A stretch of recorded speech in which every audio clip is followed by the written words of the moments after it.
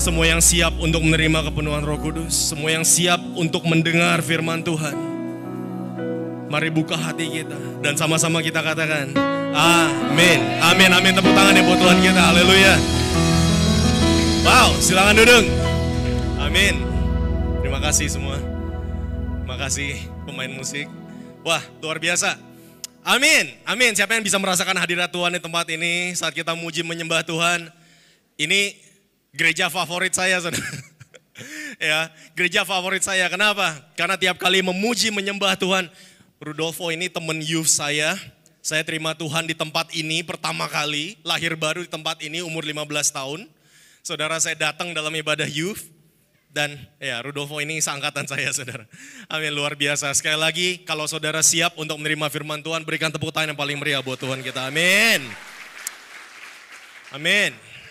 Saya percaya gereja ini melahirkan bukan cuma jemaat, saudara, tapi pemimpin. Amin. Di gereja ini, saudara, Roh Kudus memenuhi kita semua dan Roh Kudus memakai kita semua. Kita bejana-bejana yang kosong. Kita mau Roh Kudus terus memenuhi kita. Amin. Dan saya percaya, saudara, saya belajar banyak dari gereja ini, dari mulai saya lahir baru, saya belajar firman Tuhan, saya dipenuhi Roh Kudus, semuanya, saudara, saya belajar di tempat ini. Amin. Dan kalau Tuhan boleh pakai hidup saya di Singapura saat ini, saya percaya semuanya dimulai dari gereja ini. Dan saudara, mungkin banyak dari kita berkata, siapa yang sangka gitu kan, dari jemaat di Cibinong. Kadang kalau ngomong sama orang, Cibinong tuh di mana sih gitu kan? Nggak tahu, saudara. Ya, Cibinong tuh di mana sih gitu kan?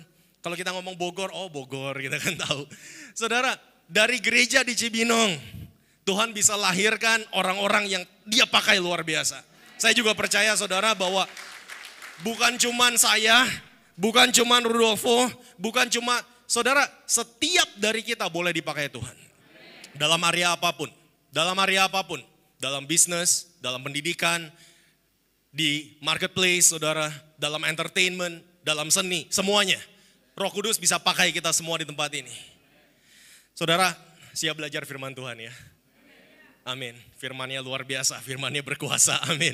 Di Lukas 24 ayat 49, Yesus katakan seperti ini. Itu di akhir kitab Lukas, saudara. Bahwa aku akan mengirimkan kepadamu apa yang dijanjikan Bapakku. Apa yang dijanjikan Bapakku. Saudara, tapi kamu harus tinggal di kota ini, yaitu apa? Di Yerusalem. Sampai kamu dipenuhi dari kuasa dari tempat yang tinggi. Saudara, dan kita semua tahu kuasa itu bicara apa? Bicara apa? Roh Kudus. Bicara tentang Roh Kudus, saudara. Kuasa itu bicara tentang Roh Kudus. Kisah Rasul 1 ayat 8 katakan, tetapi kamu akan menerima kuasa ketika Roh Kudus turun ke atas kamu. Dan kamu akan menjadi saksiku di Yerusalem, Yudea, Samaria, dan sampai ke ujung bumi. Saudara, kuasa itu diberikan. Dan apa yang terjadi di Kisah Rasul 1, orang-orang, ada 120 orang, saudara, mereka naik ke loteng. Saya naik sekarang. Saudara, mereka naik ke loteng di Yerusalem, mereka berdoa. Mereka menanti-nantikan janji Tuhan itu. Dan Kisah Rasul 2 dikatakan apa? Ketika hari Pentakosta tiba, kemudian bunyi tiupan angin keras itu datang, lidah-lidah api itu datang, Roh Kudus itu datang memenuhi mereka semua dan mereka mulai berbicara dengan bahasa-bahasa yang baru. Mereka mulai berdoa dengan bahasa-bahasa roh. Saudara tadi duduk di sini saat menyembah Tuhan, Roh Kudus ingatkan saya tentang Menara Babel. Saya bilang, apa maksudnya? Dia ingatkan saya tentang Menara Babel. Saya mulai buka-buka. Saudara, Kejadian pasal 11 cerita tentang Menara Babel. Apa yang terjadi? Dengan keangkuhan, dengan kesombongan hati manusia, mereka mau naik ke atas. Ya, mereka mau naik ke atas. Dan apa yang Tuhan lakukan, Tuhan kacaukan mereka semua dengan memberikan bahasa-bahasa yang baru. Saudara, itu perjanjian lama. Di perjanjian baru, saudara, mereka naik ke atas loteng, bukan dengan kesombongan, tapi dengan kerendahan hati. Mereka berdoa, mereka menunggu, menantikan janji Tuhan itu. Mereka nanti-nantikan dan Roh Kudus memberikan mereka bahasa-bahasa yang baru. Bukan untuk memecah belah, tetapi untuk menyatukan jemaat Tuhan. Wah, luar biasa sekali, saudara. Waktu Roh Kudus bilang seperti itu, wow, luar biasa sekali. Bahwa apa? Itulah yang kita jemaat Tuhan alami di perjanjian baru. Amin. Saudara, ketika Musa naik ke atas gunung untuk menerima hukum Taurat, saudara, dalam loh batu. Saudara bayangkan bahwa apa? Di bawah itu malah mereka membuat anak lembu emas. Mereka menyembah anak lembu emas itu. Mereka katakan ini Tuhan kita katanya. Dan pada saat itu apa? Setelah Musa turun, ada berapa banyak yang mati? 3.000 orang, Alkitab katakan 3.000 orang mati. Saudara, apa yang terjadi ketika rasul-rasul itu turun dari loteng dan melihat banyak orang di sana, saudara? Mereka memberitakan firman Tuhan dengan berani. Dan saudara, 3.000 orang datang kepada Yesus, diselamatkan. Saya percaya dengan sepenuh hati saya, apa yang terjadi di perjanjian lama, saudara, kita semua hidup dalam perjanjian baru. Dan Tuhan mau satukan kita semua, Roh Kudus mau satukan kita semua. Dan disitulah kebangunan rohani terjadi. Bukan kematian, tapi kehidupan yang baru yang terjadi, saudara. Amin. Saudara, dan sekarang saya kalau ngelihat di mana-mana itu ada banyak hamba Tuhan zaman-zaman sekarang itu, wah saudara, ya mulai bikin konten gitu kan, TikTok, Instagram atau apapun lah, ya kan, mulai ngomong bahwa sebenarnya bahasa roh itu nggak perlu, ya kan, nggak usahlah dipenuhi Roh Kudus, nggak usahlah kita begini begitu dan seterusnya. Mulai banyak yang meragukan. Mulai banyak yang akhirnya nggak percaya, saudara. Ya, mulai ada banyak hamba-hamba Tuhan yang mulai ngomongin tentang perpuluhan. Mereka kasih kritik tentang perpuluhan. Mereka mulai bilang sama jemaat Tuhan, udahlah nggak usah ngasih perpuluhan. Kita nggak perlu lagi begini begitu. Saudara, makanya saudara mau dapat firman Tuhan, baca firman Tuhan. Renungkan, tanya Roh Kudus. Bukan tanya Instagram, bukan tanya TikTok, saudara. Kadang kita nih dengar apa kita telan bulat-bulat, tuh kan gitu kan. Kita dengar video apa, tuh kan betul, tuh kan. Saudara, ayo balik ke firman Tuhan semuanya. Sekali lagi, jemaat GPPK CBN, siapa yang siap untuk belajar firman Tuhan pagi ini? Amin. Kita buka sama-sama yuk di Yesaya pasal 28 ayat 11. Yesaya 28 ayat 11. Katakan seperti ini, sungguh oleh orang-orang yang berlogat ganjil dan oleh orang-orang yang berbahasa asing akan berbicara kepada bangsa ini. Dia yang telah berfirman kepada mereka, inilah tempat perhentian, berilah perhentian kepada orang yang lelah. Inilah tempat peristirahatan. Saudara, balik ke ayat 11 tadi. Sungguh oleh orang-orang yang berlogat ganjil dan oleh orang-orang yang berbahasa asing. Saya mau kasih tahu, ini terjemahan Alkitab yang baru, saya juga agak bingung bacanya, saudara. Kalau saudara balik ke terjemahan Alkitab yang lama, saudara dikatakan bahwa itu adalah bahasa-bahasa lidah yang ajaib. Luar biasa. Itu adalah mereka berbicara dalam bahasa-bahasa lidah yang ajaib. Bahasa-bahasa asing, bahasa-bahasa yang baru yang diberikan kepada mereka. Saudara, tadi ayat 12 katakan apa? Inilah tempat perhentian. Berilah perhentian kepada orang yang lelah. Inilah tempat peristirahatan. Saudara, tempat perhentian, tempat peristirahatan. Bicara apa sih? Saudara, kalau di jalan tol itu ada tempat perhentian, tempat peristirahatan, namanya rest area gitu ya. Saudara bisa beristirahat di sana, saudara recharge tubuh kita gitu kan, kita refreshing gitu. Mungkin capek abis nyetir, kita refresh. Saudara, banyak dari orang-orang itu, banyak dari anak-anak Tuhan itu, kita berpikir untuk refreshing, itu gimana caranya? Kita capek pelayanan, kita capek melayani Tuhan, kita capek hidup, kerja, saudara ngurus keluarga. Akhirnya untuk refreshing kita mikirnya liburan. Mungkin di sini ada yang pernah gitu kan, ya kita pergi liburan lah buat refreshing. Abis pergi liburan, refresh gak? Enggak, makin capek, saudara. Ujung-ujung buat apa gitu kan. Akhirnya makin capek lagi. Saudara, Alkitab memberikan kepada kita cara untuk kita bisa recharge, refresh. Yaitu apa? Berdoa dalam bahasa roh. Saudara berdoa dalam bahasa roh. Saudara sedang merecharge, merefresh. Yesus katakan seperti ini, Matius 11:28 kan. Marilah datanglah kepadaku yang letih lesu dan berbeban berat, maka aku akan memberikan kelegaan. Disitulah tempat peristirahatan kita. Disitulah tempat perhentian kita. Disitulah rest area kita. Yang tadi di Yesaya 11, saudara bayangkan, tempat peristirahatan dalam bahasa Inggris itu this is the rest. The rest. Bukan a rest. Kata the di situ. Pakai partikel the. Ini adalah tempat peristirahatan yang satu-satunya. Yang Tuhan sudah janjikan. Ini loh tempat peristirahatan itu. Yaitu apa? Saat engkau berdoa dalam bahasa-bahasa yang baru. Kalau ada yang bilang, oh ajaran bahasa roh itu ajaran baru katanya. Ini perjanjian lama saudara. Dari Yesaya. Itu sudah dibuatkan dari perjanjian lama saudara. Ya. Ketika hari Pentakosta datang betul. Di Kisah Rasul pasal 2 mereka mulai berdoa dengan bahasa-bahasa yang baru. Saudara, gereja Tuhan pada tahun 1906 saudara. Ada orang namanya William Seymour, mungkin pernah dengar. Saudara bawa apa? Ada kebangunan rohani terjadi di Azusa Street. Di situ mereka semua dipenuhi Roh Kudus. Bahkan orang-orang di jalan saudara dipenuhi Roh Kudus. Mereka mulai berbicara dalam bahasa-bahasa yang baru. Berbicara, berdoa dalam bahasa roh. Dan saya bingungnya sekali lagi sama orang Kristen zaman sekarang. Masih banyak yang berkata, nggak perlulah kita dipenuhi Roh Kudus. Saya nggak heran hidup kita capek. Melayani Tuhan capek saudara. Ya, kenapa? Karena kita melayani Tuhan pakai kekuatan sendiri. Kita nggak pernah recharge, nggak pernah refresh. Saudara, melayani Tuhan, kalau saudara pakai kekuatan sendiri, pasti capek. Siapa yang gak capek sini? Pelayan-pelayan Tuhan. Capek gak? Capek. Capek. Murid-murid Yesus ikutin Yesus kemana-mana juga capek saudara. Ya, Alkitab sampai bilang mereka gak ada waktu buat makan katanya. Capek.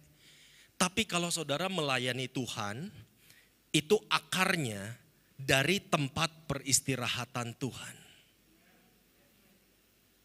Yang keluar itu saudara sukacita. Yang keluar itu damai sejahtera. Itu yang kita impartasikan, itu yang kita bagikan kepada orang lain. Saudara Daud katakan Mazmur 62 apa? Bahwa hanya dekat Allah saja aku tenang. Disitulah tempat peristirahatan Tuhan. This is the rest. Saudara, aku akan memberikan kelegaan kepadamu. I will give you rest. Di situ tempat peristirahatan. Baptisan Roh Kudus saudara yang ditandai dengan bahasa roh itu saudara. Itulah yang Tuhan mau berikan kepada kita. Dalam bahasa Ibrani itu kata menukah. Menukah itu adalah tempat di mana saudara menemukan kelegaan. Tempat di mana saudara recharge, refresh. Disitulah saudara menemukan damai Tuhan yang melebihi semua pikiran dan akal budimu. Menukah. Di situ loh tempat peristirahatan Tuhan. Ada amin. Saudara, Mazmur 95 yuk, ayat 8. Sekali lagi saya mau angkat perjanjian lama di sini. Mazmur 95 ayat ke-8 sampai ke-11. Saya mau bacakan, janganlah keraskan hatimu seperti di Meriba. Saudara mungkin ingat kalau baca kitab Keluaran, saudara Meriba itu tempat apa? Seperti pada hari di masa di padang gurun. Pada waktu nenek moyangmu mencobai aku, menguji aku, padahal mereka melihat perbuatanku. Mereka komplain sama Musa minta air. Akhirnya Musa ketok itu batu keluar air saudara. Mungkin ingat di situ ya. 40 tahun ayat 10. 40 tahun aku jemu kepada angkatan itu. Maka kataku, mereka suatu bangsa yang sesat hati dan mereka itu tidak mengenal jalanku. Sebab aku bersumpah dalam murkaku, mereka takkan masuk ke tempat. Kenapa tanah perjanjian disebut tempat perhentianku? Kenapa tanah perjanjian disebut rest area? Kenapa di situ Yesus katakan, Tuhan katakan dalam perjanjian lama, Allah Jehovah katakan seperti ini, bahwa they shall not enter my rest. They shall not enter my rest. mereka takkan masuk ke tempat perhentianku. Apa sih tanah perjanjian? Apa sih Menukah, saudara? Apa sih itu? Tanah perjanjian adalah tempat di mana Tuhan tunjukkan kepada Israel bahwa mereka itu memiliki tanah secara cuma-cuma yang berlimpah susu dan madunya. Saudara, mereka terima rumah secara cuma-cuma. Mereka tinggal di dalam rumah yang tidak mereka bangun. Mereka minum dari air sumur yang tidak mereka gali. Mereka terima semuanya dengan cuma-cuma. Saudara, bicara apa? Kasih karunia. Apa sih tanah perjanjian itu? Saudara, tempatin itu. Tempat-tempat yang sudah dibangun oleh musuh-musuh kita. Dan Tuhan berikan semuanya kepada kita. Itu tanah perjanjian. Itulah God's rest. Disitulah tempat perlindungan, tempat peristirahatan anak-anak Tuhan.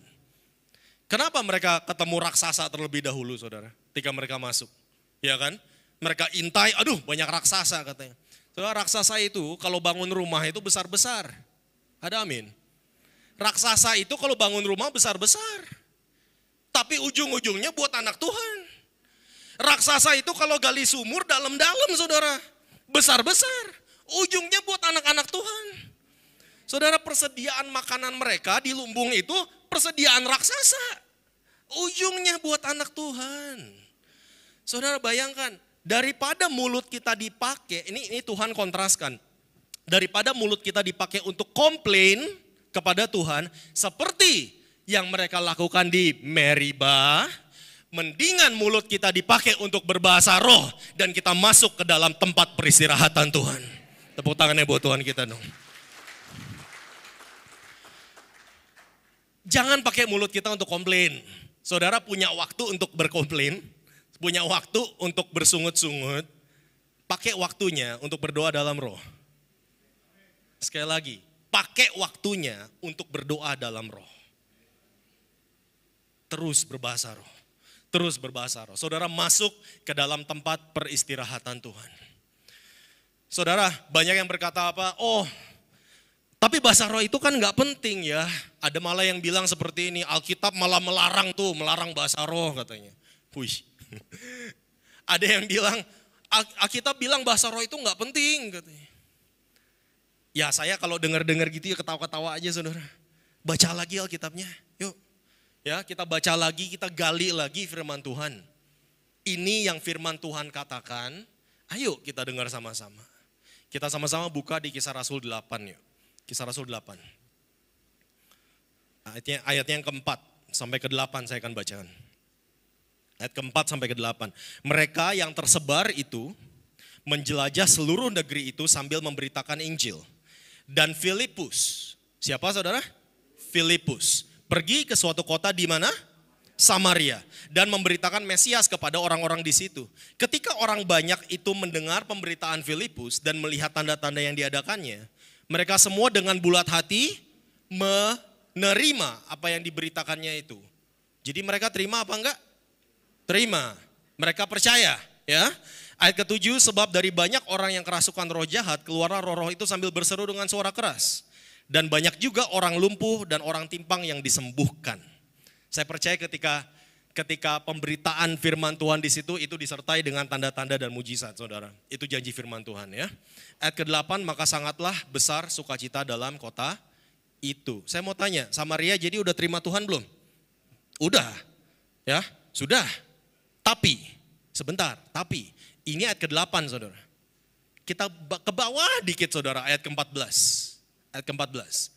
Ketika rasul-rasul di Yerusalem mendengar bahwa tanah Samaria telah menerima firman Allah, mereka mengutus Petrus dan Yohanes ke situ. Tadi Filipus, sekarang Petrus dan Yohanes. Setibanya di situ, kedua rasul itu berdoa supaya apa, saudara? Orang-orang Samaria itu beroleh,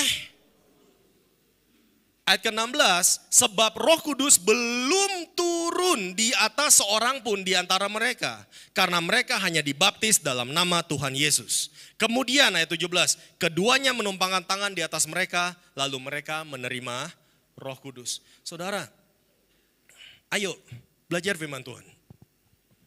Kalau ditanya, oh saya sudah percaya Yesus, maka otomatis saya dipenuhi Roh Kudus. Yakin otomatis. Saya baca ceritanya, yakin otomatis. Saya yakin enggak. Saya yakin itu enggak otomatis sama sekali.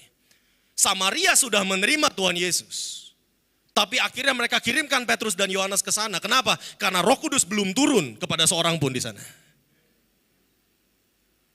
Satu, enggak otomatis. Dua, penting enggak saudara? Kalau enggak penting ngapain dikirim Petrus Yohanes?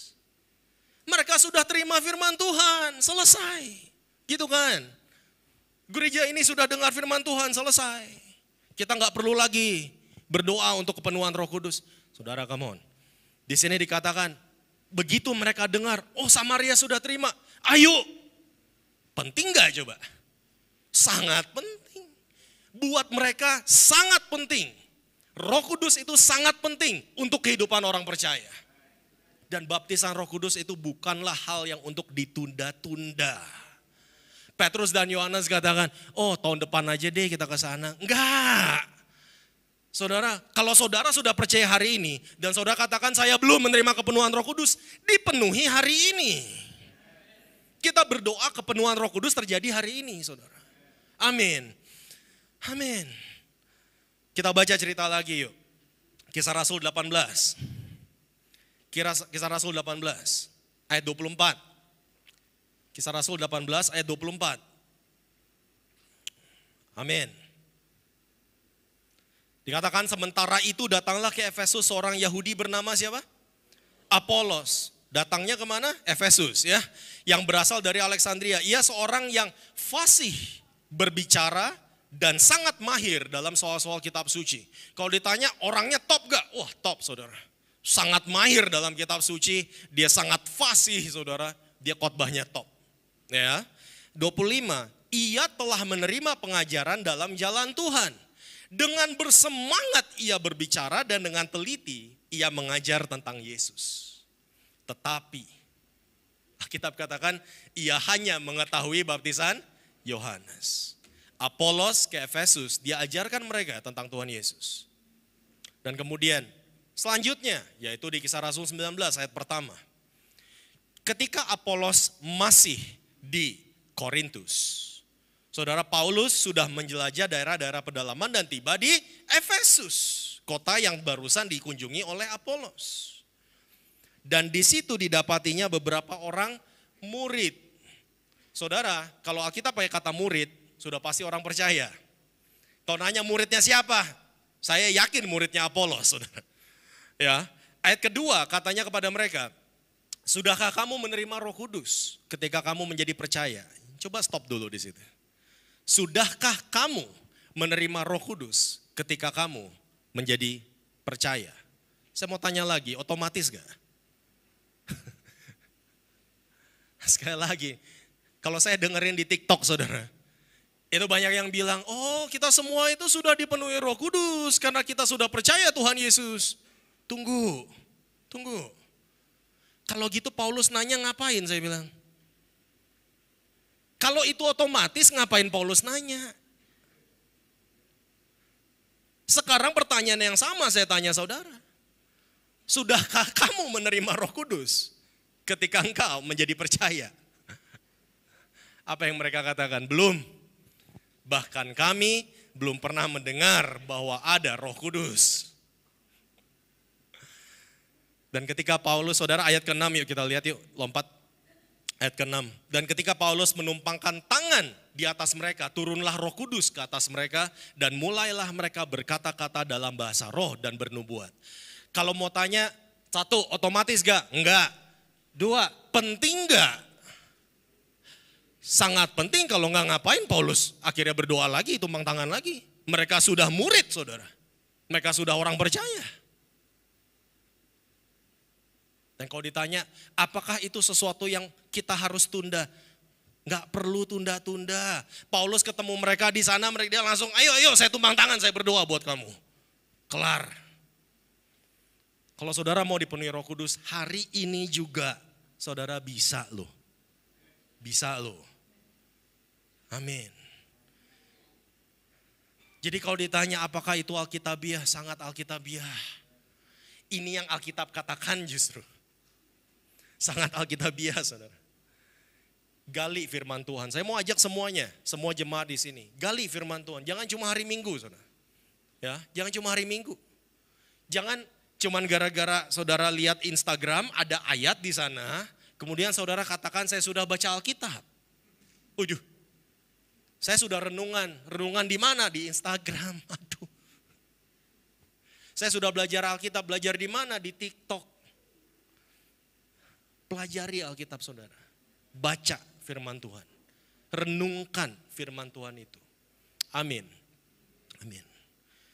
Saudara, banyak yang katakan seperti ini. 1 Korintus 14 ayat 6. Yuk. 1 Korintus 14 ayat 6. Jadi saudara-saudara, jika aku datang kepadamu dan berkata-kata dengan bahasa roh, apakah gunanya itu bagimu? Katanya. Udah saya berhenti di situ. Ya, biasa kan kalau di TikTok dipotong-potong gitu saudara ya. Ya, potong situ, berhenti. Jadi orangnya katakan apa? Bahasa roh itu tidak berguna untuk kamu. Wah, nggak berguna. Baca lagi lah saudara. Ya, baca lagi. Paulus katakan apa? Ya kalau aku datang kepadamu, aku miliki conversation, aku ngobrol sama kamu dengan bahasa roh. Atau saya datang pada hari ini, saya berkhotbah depan saudara dengan bahasa roh. Apa gunanya buat saudara?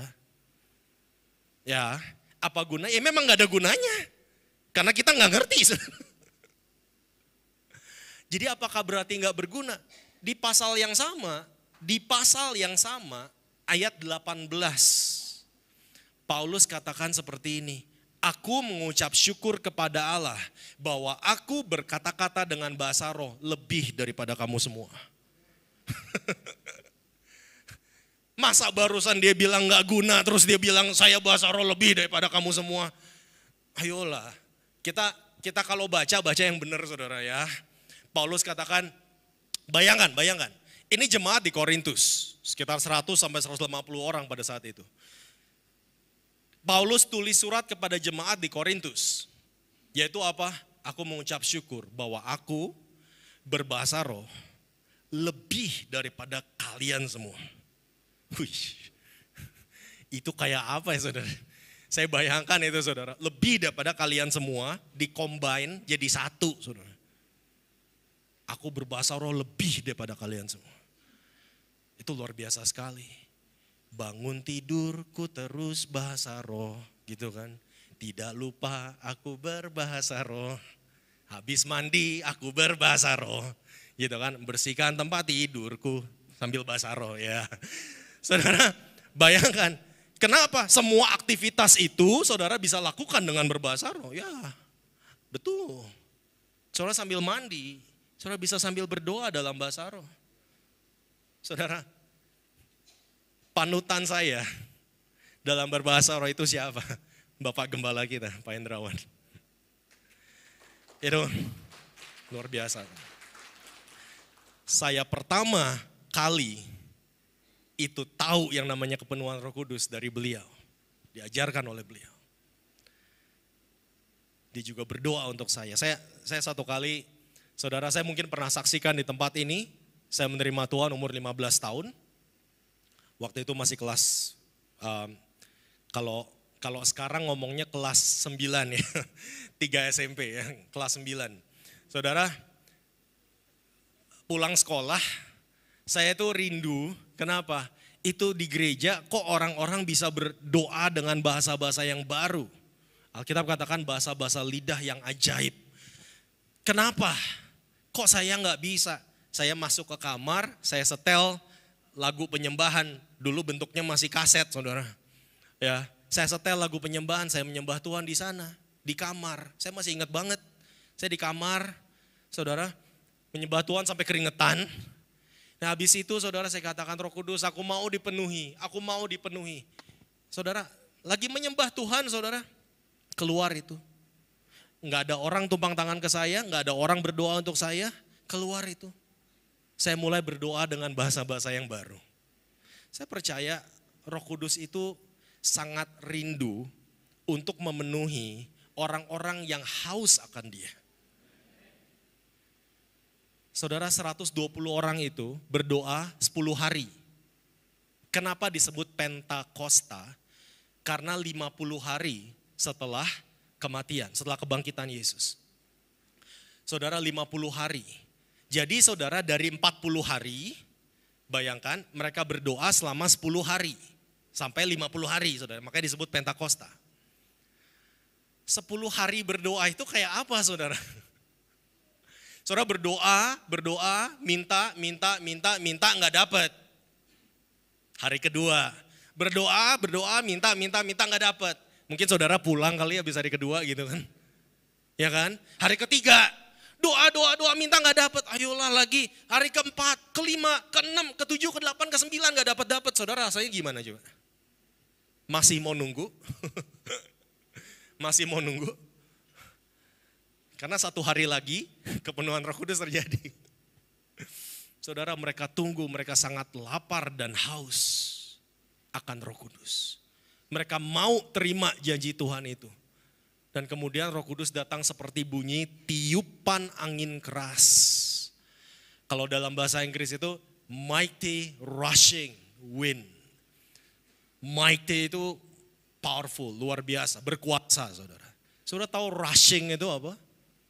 Rushing itu tergesa-gesa. Kenapa Roh Kudus tergesa-gesa untuk memenuhi mereka? Karena dia sangat suka memenuhi orang-orang yang lapar dan haus akan dia, saudara. Dia luar biasa, dia luar biasa. Saudara, jadi kalau Alkitab katakan, apa gunanya itu bagimu? Baca lagi konteksnya. Paulus katakan, aku mengucap syukur kepada Allah bahwa aku berkata-kata dengan bahasa roh lebih daripada kamu semua. Saudara, sudah jelas ya. Hari ini kita semua, jemaat Tuhan di tempat ini, kita mau dipenuhi oleh Roh Kudus. Amin. Hari ini saya mau fokus kepada fungsi. Singkat aja saudara. Kepada fungsinya. Saya cuma mau bagikan 2 ya. Yang pertama saudara lihat di pasal yang sama, ayat keempat. Katakan seperti ini, siapa yang berkata-kata dengan bahasa roh, ia membangun dirinya sendiri, tetapi siapa yang bernubuat, ia membangun jemaat. Nah banyak yang pakai ayat ini, kemudian katakan, tuh kan berarti nggak guna bahasa roh. Kenapa? Dia tidak membangun jemaat. Kok bacanya begitu sih saya bilang? Ini kayaknya udah sangat kepahitan sekali gitu saudara. Sampai tiap kali baca ayat tuh kan. Ya, tuh kan gak penting bahasa roh. Kenapa? Bahasa roh tidak membangun jemaat katanya. Sebentar saya bilang. Bangun diri sendiri penting gak? Bangun jemaat penting gak? Jadi kenapa kita bilang bahasa roh gak penting? Saudara, ayat ini itu cuman memberikan bahwa apa? Ini punya fungsi yang berbeda. Bahasa roh fungsinya bangun diri sendiri, nubuat fungsinya bangun jemaat. Di mana dibilang gak penting? Gak ada. Saudara bayangkan di sana, kalau saudara mau bangun jemaat tanpa bangun diri sendiri, bisa gak? Pelayan Tuhan, pengerja-pengerja, bisa gak kita bangun orang lain tanpa bangun diri sendiri? Nggak mungkin. Kita lihat di sini 2 fungsi yang berbeda. Kita tidak bicara tentang superioritas, yang mana yang lebih penting. Saudara, kita mungkin banyak, biarin ayatnya pasang aja di sini. Kita banyak dapat pengajaran bahwa apa? Saat kita berdoa dalam roh, maka roh kita yang berdoa. Betul, karena Alkitab katakan seperti itu. Saat kita berbahasa roh, maka roh kita yang berdoa. Tapi banyak yang berpikir, maka yang mendapatkan benefit atau keuntungan adalah cuma roh kita. Saudara sebentar ya, baca lagi. Siapa yang berkata-kata dengan bahasa roh, ia membangun dirinya sendiri. For whoever speaks in a tongue edifies himself. Membangun dirinya sendiri, edifies himself. Saudara, ini berbicara tentang dirinya secara utuh. Yaitu apa? Tubuh, jiwa, roh. Banyak yang selalu berpikir, oh cuma roh yang dibangun. Alkitab nggak bilang gitu. Saat kita berdoa dalam bahasa roh, betul, roh kita lah yang berdoa. Tapi yang mendapat keuntungan adalah seluruh dirimu. Tubuh, jiwa, dan roh. Saudara di sini udah kata edifies himself. Edifies, membangun. Edifies itu dari bahasa Latin, saudara. Edifi. Ya, edifies. Saudara tahu edes, itu berarti rumah atau bangunan. Kita bicara tentang rumah atau bangunan secara fisik, saudara. Kalau saudara pernah dengar kata edifice itu adalah bangunan yang sangat besar. Ya, saudara vicare, vis, dalam bahasa Latin, saudara, itu membangun, mengkonstruksi, membangun sebuah bangunan, membangun rumah, itulah kata edifice. Saudara, membangun rumah dan bukan cuma rumah, bangunan yang besar. Zaman sekarang kalau kita pakai kata membangun, misalnya saudara datang ke gereja, oh khotbahnya hari ini membangun ya. Saudara bukan berpikir tentang fisik, betul? Kita bicara membangun, saudara nggak mikirin fisik. Tapi yang Paulus pakai itu benar-benar membangun sebuah bangunan, membangun rumah, saudara. Nah saudara, kata edifice dalam bahasa Yunani itu adalah kata oikodomeo. Saudara kalau pernah dengar kata oikos itu artinya rumah atau bangunan. Saudara, domeo itu artinya membangun, mengkonstruksi, sama saudara. Membangun sebuah bangunan. For whoever speaks in a tongue edifies himself. Siapa yang berkata-kata dengan bahasa roh membangun dirinya. Saudara bayangkan, kemudian saudara katakan seperti ini, tapi kan kita bukan rumah, kita bukan bangunan. Siapa bilang? Siapa bilang? 1 Korintus 6:19 katakan apa? Tidak tahukah kamu bahwa tubuhmu adalah bait Allah, bait Roh Kudus yang diam di dalam kamu. Bicara tentang apa? Tubuhmu. Saudara bayangkan kalau saudara berdoa dalam bahasa roh, saudara sedang membangun tubuhmu. Sedang membangun fisik ini loh. Saudara ketika engkau berdoa dengan bahasa roh, tubuhmu dibangun. Di dalam Injil Tuhan mau bait Allah itu bersih, ya kan? Sehat, kuat, komplit. Tuhan gak mau baitnya itu diisi dengan hal-hal yang gak benar. Ingat waktu Yesus putar balikan itu meja, saudara, di depan bait Allah. Karena dia mau bait Allah itu bersih. Dia katakan bahwa rumahku adalah rumah doa. Bicara tentang bait Allah, bicara tentang Roh Kudus, bicara tentang bait Roh Kudus, tubuh kita, saudara. Tuhan gak mau hari ini, saya mau katakan kepada saudara, Tuhan gak mau baitnya diisi dengan sakit penyakit. Tuhan gak mau baitnya diisi dengan ikatan-ikatan. Tuhan gak mau baitnya itu diisi dengan kebiasaan-kebiasaan buruk. Ketika saudara peperangan rohani, berdoa dalam roh. Saudara berdoa dalam bahasa roh. Berdoa, terus berdoa. Amin. Saya mau kasih tahu lagi, masih pasal yang sama ya. Ini kita bahas ayat-ayat dalam pasal ini, saudara. Paulus sedang berbicara tentang bahasa roh di sana. Ya, 1 Korintus 14 tadi. Kemudian dia turun ke ayat 21. Ayat 21 katakan seperti ini, dalam hukum Taurat ada tertulis.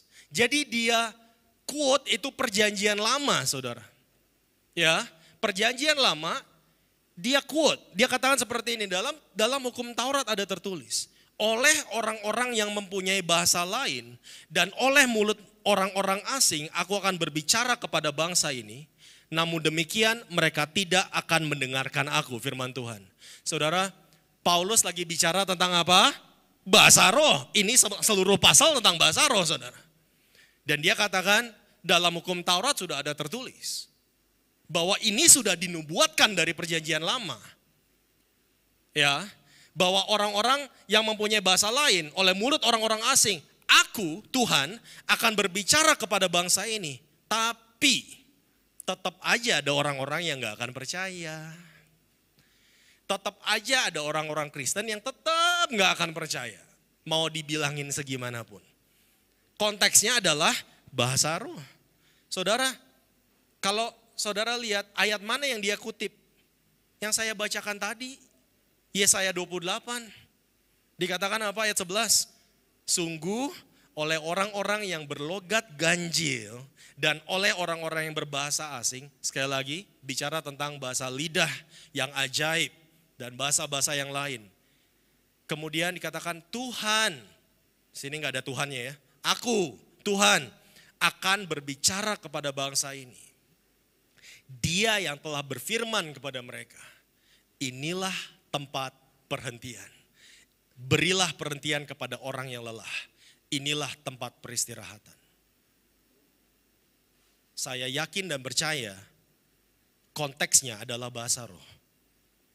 Konteksnya adalah bahasa roh. Cara kita masuk ke dalam tempat peristirahatan Tuhan, ke dalam tempat perhentian, adalah dengan kita berdoa dalam roh. Kita berdoa dalam bahasa roh. Saudara, stres, depresi, banyak anak-anak muda sekarang, zaman sekarang itu depresi itu luar biasa saudara. Ya, mental health issues katanya. Itu kata yang sangat terkenal sekarang. Mental health issues. Apa yang saudara harus lakukan? Bahasa roh. Bahasa roh. Karena saya yakin bahwa itu adalah peperangan rohani. Saya yakin dan percaya. Mungkin saudara gak percaya gak apa-apa. Saudara, saya yakin dan percaya itu adalah peperangan rohani. Berdoa dalam roh. Saudara mungkin punya sakit penyakit, depresi, mental health issues, keterikatan obat-obatan, alkohol, minuman keras, judi, judol, apapun namanya sekarang gitu kan. Keterikatan dalam seksualitas yang gak berkenan di hadapan Tuhan. Apapun itu. Mungkin saudara doa sehari gak dijawab, 2 hari gak ada hasilnya. Nah iblis katakan apa? Bisikan di telinga kita gitu, stop. Itu ngaco kamu, gak guna itu. Ya. Itu cuman bikin-bikin doang katanya. Kamu tuh cuman bikin-bikin doang itu kata-kata katanya. Ya iblis akan selalu bisikan itu. Selalu. Saya percaya pertama-tama Tuhan itu yang Tuhan mau bereskan dari hati kita. Makanya saudara belum lihat hasilnya. Yang dia mau bereskan pertama-tama adalah ketakutan kita, kecemasan kita, depresi kita, stres kita, panic attack. Semuanya dalam hatimu. Tuhan mau bereskan itu semua. Jangan berhenti sampai saudara lihat hasilnya. Terus berdoa dalam roh. Amin. Amin. Yang pertama saudara, it edifies. It edifies. Dia bangun. Bahasa roh itu membangun diri kita. Dan saya bukan bicara tentang rohmu yang dibangun. Saya bicara tubuhmu. Tubuhmu. Tubuh kita dibangun. Hari ini saudara, kalau saudara datang dengan segala macam masalah, segala macam sakit penyakit, engkau stres, engkau punya banyak pikiran saudara. Apapun itu pergumulanmu. Saudara berdoa dalam bahasa roh. Saya mau dorong kita semua di sini. Ayo, seperti Paulus. Aku bersuka cita karena aku berdoa dalam bahasa roh lebih daripada kamu semua. Itu luar biasa. Ya. Yang kedua saudara, bicara tentang kuasa. Katakan sama-sama kuasa. Yesus katakan seperti ini, Kisah Rasul 1 ayat 8, tetapi kamu akan menerima kuasa ketika Roh Kudus turun ke atas kamu. Dan kamu akan menjadi saksiku. Dan kamu akan menjadi saksiku. Sebentar saudara, ini bicaranya di Kisah Rasul 1. Makanya masih pakai kata akan. Ketika Roh Kudus turun ke atasmu. Dan kamu akan menjadi saksiku. Berarti kalau Roh Kudusnya sudah turun, mereka sudah menjadi saksi. Jadi saudara, siapapun dari kita di tempat ini, kalau saudara sudah dipenuhi Roh Kudus, saya mau kasih tahu, sadar atau enggak sadar, saudara sudah menjadi saksi. Ya, saudara sudah dipakai menjadi saksi. Mungkin saudara katakan, tapi saya masih takut dan seterusnya. Saya masih tahu, tapi Tuhan sudah pakai engkau menjadi saksi. Ya. Enggak usah takut, kenapa? Karena kuasa itu ada di dalam kita. Dan ketika Tuhan katakan seperti ini, kamu akan menjadi saksiku di Yerusalem, Yudea, Samaria, dan sampai ke ujung bumi. Pikiran mereka mungkin, gimana caranya? Dan mereka semua masih di Yerusalem pada saat itu saudara. Mereka enggak tahu caranya. Gimana caranya masuk ke Yudea, gimana caranya ke Samaria, gimana caranya ke ujung bumi. Tapi saudara, kalau saudara baca Kisah Rasul lagi, dikatakan bahwa apa? Penganiayaan itu terjadi secara luar biasa. Dan ketika penganiayaan itu terjadi, para rasul ini tersebar akhirnya mencar. Karena banyak penganiayaan di Yerusalem. Ditangkap-tangkepin, dipenjarain saudara. Karena mereka berkhotbah dalam nama Yesus. Akhirnya mereka tersebarnya kemana? Ke Yudea, ke Samaria. Oh, luar biasa ya. Apa yang iblis reka-rekakan untuk kejahatan, Tuhan mereka-rekakan untuk kebaikan. Itu loh hidup kita, itu loh dipakai Roh Kudus, itu loh seperti itu loh. Ya. Dan bahkan yang barusan kita baca, Filipus akhirnya masuk ke tanah Samaria. Dia berkhotbah di sana dan mereka semua, seluruh isi kota menerima Tuhan Yesus. Ayo kita dipakai oleh Roh Kudus. Ayo dong kita dipakai oleh Roh Kudus. Pertama kali saya terima Roh Kudus, meluap-luap hati saya saudara. Meluap-luap untuk apa? Untuk ngomong ke orang tentang Yesus. Ya, saya waktu itu saya masih ingat begitu saya SMA di Bogor. Pulang sekolah ke Jalan Cikaret sana. Saya jalan kaki masuk, saya lihat ada orang gila saudara di pinggir jalan. Mami saya ingat ceritanya ini. Ada orang gila di pinggir jalan saudara. Saya datang, saya samperin. Saya pikir gak apa-apa lah lu gila-gila yang penting terima Tuhan Yesus saya pikir. Ya kan, asal jangan gue jadi gila gitu kan ikutan. Saya mulai duduk di situ ya mungkin orang-orang pikir saya yang gila saudara. Karena ngomong sama orang gila gitu kan. Saya mulai tanya namanya siapa. Dia mulai ngomong sama saya.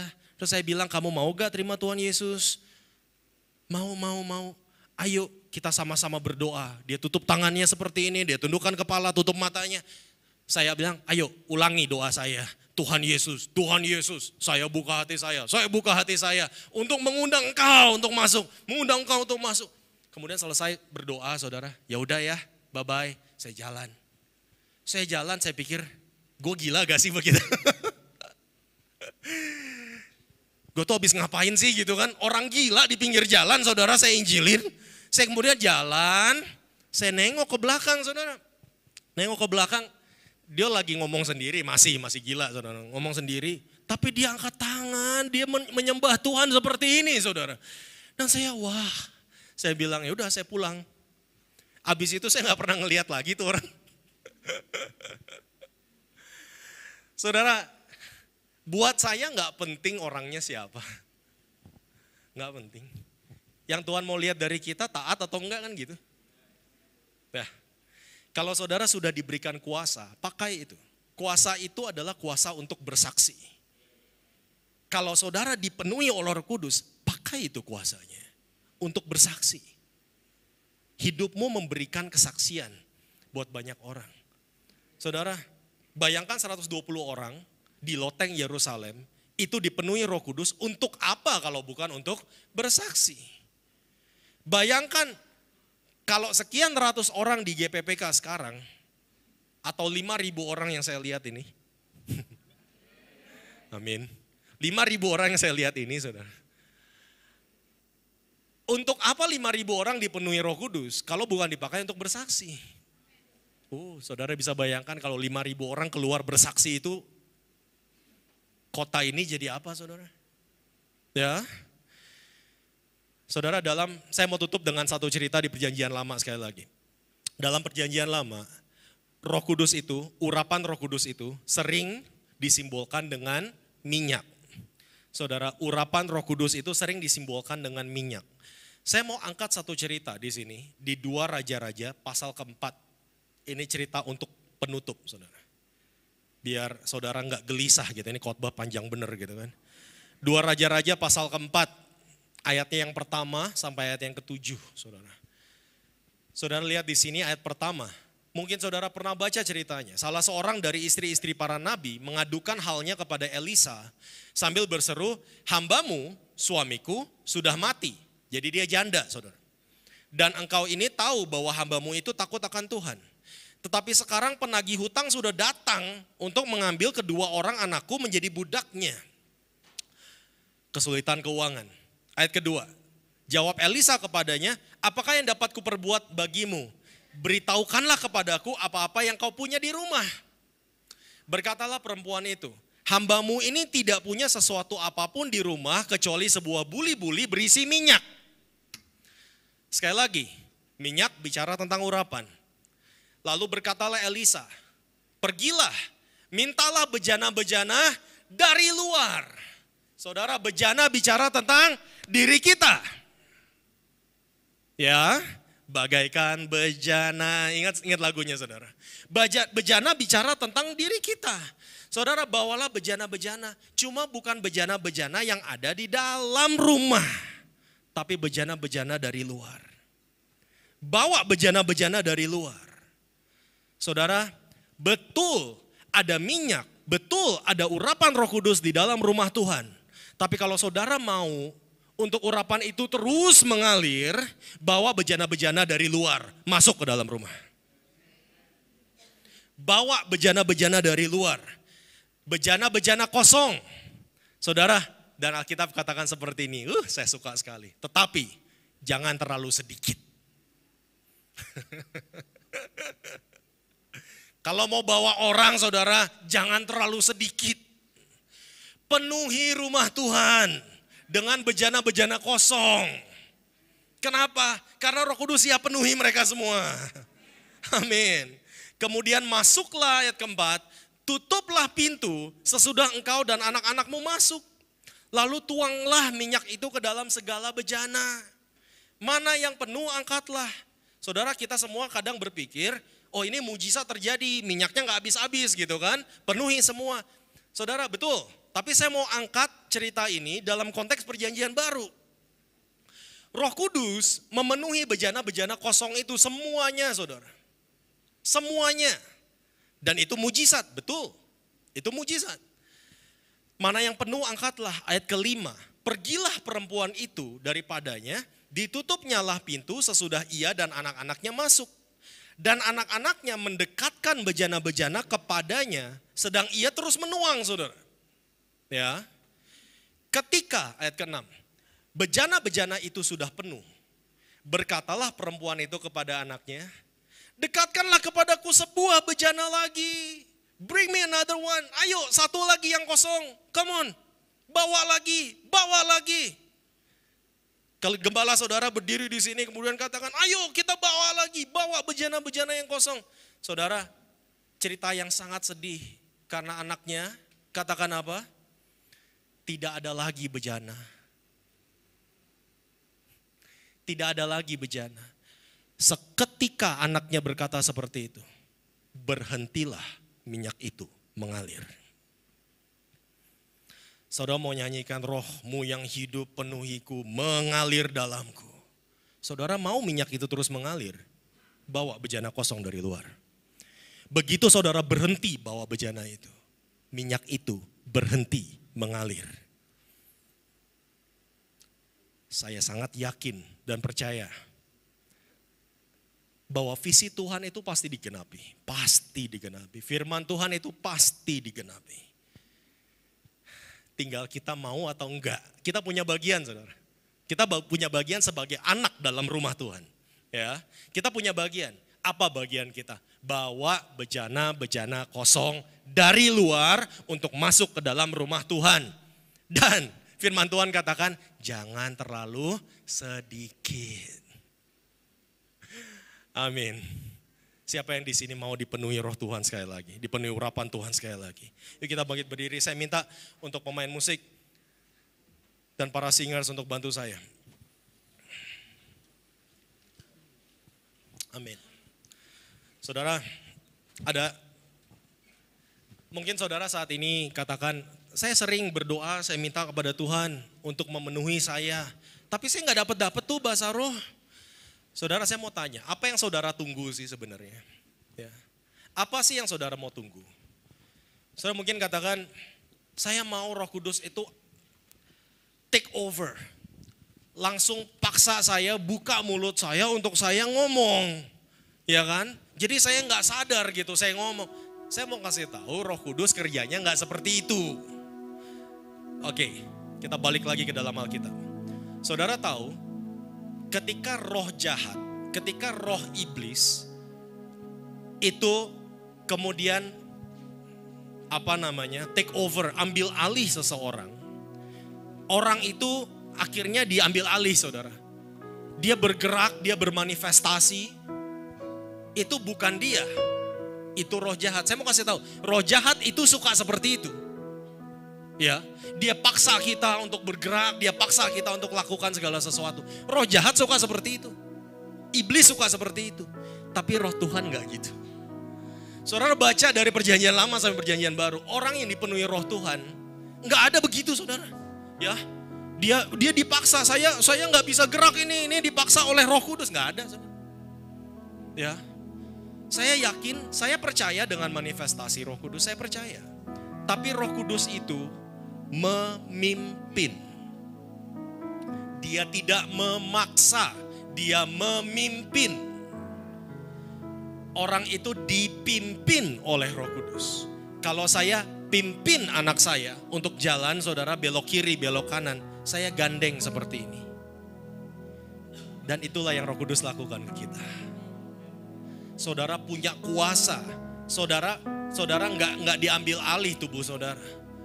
Saudara tetap harus buat putusan untuk apa? Saya percaya Roh Kudus sudah penuhi saya. Saya mau buka mulut saya untuk berdoa.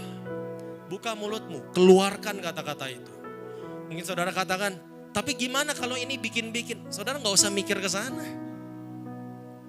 Ya, nggak usah mikir ke sana. Berdoa, berdoa, berdoa, berdoa. Saudara, kalau saudara ada waktu untuk berkunjung ke gereja kami di Singapura, saudara. Ribuan orang dalam satu ibadah, semuanya angkat tangan, semuanya berbahasa roh. Luar biasa, saudara. Disitulah cara kita masuk ke dalam tempat beristirahat Tuhan. This is the rest. Disitulah kita dipulihkan. Disitulah kita mendapatkan kasih karunia untuk mengampuni. Disitulah damai sejahtera Tuhan akan memerintah dalam hati kita. Aku akan memberi kelegaan kepadamu, kata Yesus. Saudara, masuk ke dalam tempat peristirahat Tuhan, itu bukan berarti kita gak ngapa-ngapain. Kita duduk aja malas-malasan, bukan. Masuk ke dalam tempat peristirahat Tuhan berarti apa? Semua hal yang kita lakukan itu dipimpin oleh Roh Kudus. Makanya saudara katakan apa? Bukan dengan kekuatan, bukan dengan kegagahan, melainkan oleh karena Rohku. Zakaria 4 ayat 6. Semua siap, semua mau dipakai oleh Tuhan, semua mau dipimpin oleh Roh Tuhan. Amin. Amin. Tundukkan kepala kita saat ini. Tutup mata kita. Pertama saya mau tanya, ada berapa banyak dari hidup saudara di tempat ini? Saya nggak tahu latar belakang saudara, saya mungkin nggak kenal saudara. Mungkin ini pertama kali saya ketemu dengan saudara. Kalau saudara katakan dalam hatimu, Tuhan Yesus, aku selama ini ke gereja, belum pernah sama sekali kenal secara pribadi, secara intim dengan Engkau. Aku mau kenal Engkau secara intim. Aku mau menerima Engkau sebagai Tuhan dan Juru Selamat secara pribadi. Bukan karena keluargamu, bukan karena orang tuamu, bukan karena temanmu, bukan karena anakmu, bukan karena siapapun. Tapi hari ini itu keputusanmu secara pribadi. Kalau itu saudara, saya mau berdoa untuk saudara. Dan ini keputusan yang sangat penting yang saya ambil waktu umur 15 tahun. Kalau itu doamu, boleh saya minta angkat tangannya. Hitungan ketiga, 1, 2, 3, angkat tanganmu. Saya lihat beberapa tangan terangkat.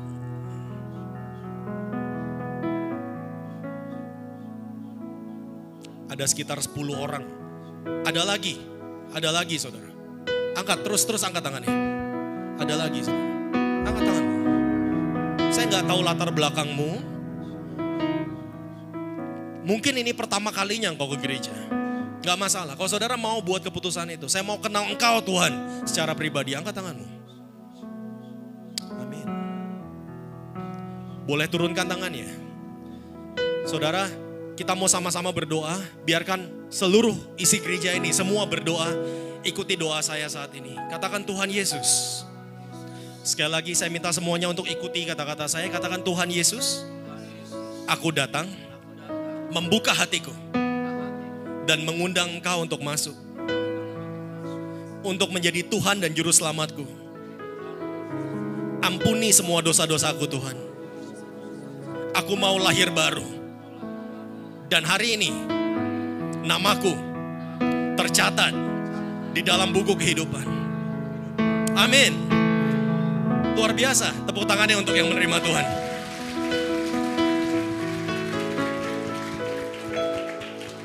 Selamat, saudara sudah lahir baru. Tapi saudara, ada satu lagi. Yaitu apa? Yang tidak mau kita tunda-tunda. Yaitu apa? Saudara datang sebagai bejana yang kosong, yang siap untuk dipenuhi oleh Roh Kudus. Gereja di Yerusalem enggak tunda-tunda lagi, saudara. Mereka langsung kirimkan. Untuk apa? Kota Samaria menerima Roh Kudus. Hari ini kalau itu adalah doamu, kalau itu adalah kerinduanmu untuk menerima Roh Kudus, saudara mau berdoa di dalam roh, di dalam bahasa roh. Saudara mau itu, saya tantang saudara, ambil langkah iman.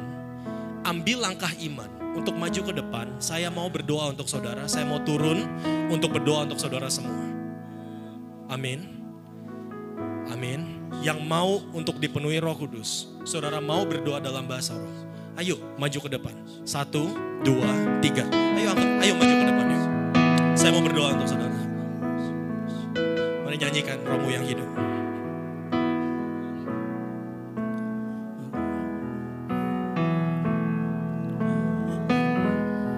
Siapa yang mau dipenuhi Roh Kudus maju ke depan yuk. Rohmu yang hidup penuhi. Ada lagi? Saudara jangan sia-siakan kesempatan ini. Saudara gak usah malu. Saudara mau dipenuhi, maju ke depan. Ayo. Ada lagi? Yang di atas kalau ada, ayo turun ke bawah. Yang di belakang jangan malu-malu, maju ke depan. Kalau saudara mau dipenuhi, ayo kita maju ke depan. Makasih Tuhan. Buka hati untuk jamahanmu, berserah penuh di hadiratmu. Kau ambil alih seluruh hidupku di altarmu, menyembahmu. Saudara, saya yakin di tempat ini masih banyak bejana-bejana kosong yang Tuhan mau penuhi. Ayo, sekarang saudara buka matanya semua. Buka matanya semua. Saudara kasih senyum ke kiri kanannya. Tanya sama mereka, sudah dipenuhi Roh Kudus belum? Kalau belum, saudara ayo dorong mereka untuk maju ke depan. Yuk. Ayo, ada lagi saudara. Saya masih tunggu. Maju ke depan, jangan sia-siakan kesempatan ini. Ayo. Siapa yang mau dipenuhi, maju ke depan. Ada satu lagi, tepuk tangannya dong, luar biasa. Ada lagi. Yuk. Ada lagi. Banyak yang malu-malu ini. Ya. Maju ke depan. Ayo, tepuk tangannya dong. Saudara. Mari Pak, sini Pak. Ada lagi saudara. Amin. Amin. Amin. Amin. Surah Alkitab katakan saat kita minta, mintalah maka akan diberi. Carilah maka kita akan mendapat. Ketuklah maka pintu akan dibukakan bagimu. Hari ini kita mau minta. Kalau kita mau minta Roh Kudus untuk dicurahkan atas kehidupan anak-anak Tuhan yang sudah mengambil langkah iman saat ini untuk maju ke depan. Ya, mari maju. Ya, kita percaya saat kita minta Tuhan memberikan, Tuhan mencurahkan Rohnya yang kudus. Dan saudara yang di depan, ambil langkah iman untuk buka mulutmu, berdoa di dalam roh. Buka mulutmu dan keluarkan kata-kata itu. Berdoa di dalam roh. Amin. Amin. Kita mau nyanyikan sekali lagi. Rohmu yang hidup. Rohmu yang hidup penuhiku, mengalir dalamku. Jiwaku tenang bersamamu dalam naunganmu. Ku buka hati untuk jamahanmu, berserah penuh di hadiratmu. Kau ambil alih seluruh hidupku, di altarmu menyembahmu. Saya minta semua jemaat yang ada di tempat ini, angkat tangan kita. Angkat tangan kita. Tutup mata kita. Semua yang di depan juga angkat tanganmu. Angkat tanganmu. Angkat tanganmu. Angkat tanganmu di hadapan Tuhan. Saya minta dalam hitungan ketiga, semuanya ambil langkah iman. Keluarkan kata-kata itu dan berdoa di dalam roh. Bapa, saat ini Tuhan, kami percaya saat kami minta kepenuhan Roh Kudus-Mu untuk anak-anak-Mu yang rindu, yang lapar, yang haus Tuhan akan Engkau. Bahkan Engkau mencurahkan Tuhan saat ini roh-Mu, urapan-Mu Tuhan kepada bejana-bejana yang kosong Tuhan saat ini. Dan kami mau urapan itu terus mengalir, memenuhi Tuhan anak-anak-Mu di dalam nama Tuhan Yesus Kristus. 1, 2, 3, semua berdoa. Surabata karaba lata karaba sada diorata karaba lata karaba. Rabata karaba mana mana mana mana mana mana mana lata kuriaba karaba sadido. Syukriaba karaba lata karaba. Keluarkan, keluarkan, keluarkan. Rabata karaba mana mana mana kuriaba karaba sadido.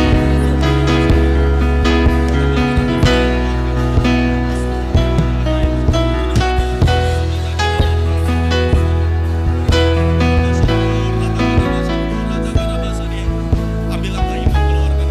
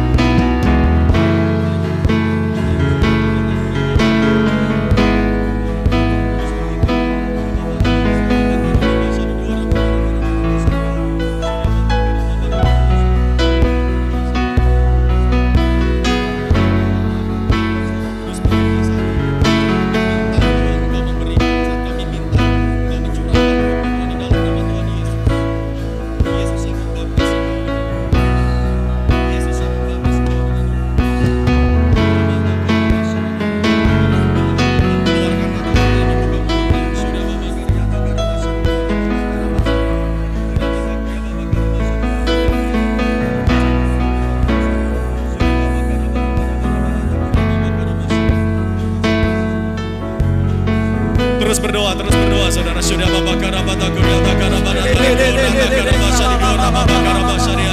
Kau memenuhi Surya Baba Karabana. Semua yang di depan keluarkan kata-kata itu. Surya Baba Karabana. Surya Baba Rata Kurya Baba Rata Karabana. Surya Baba Rata Kurya Baba Rata Karabana.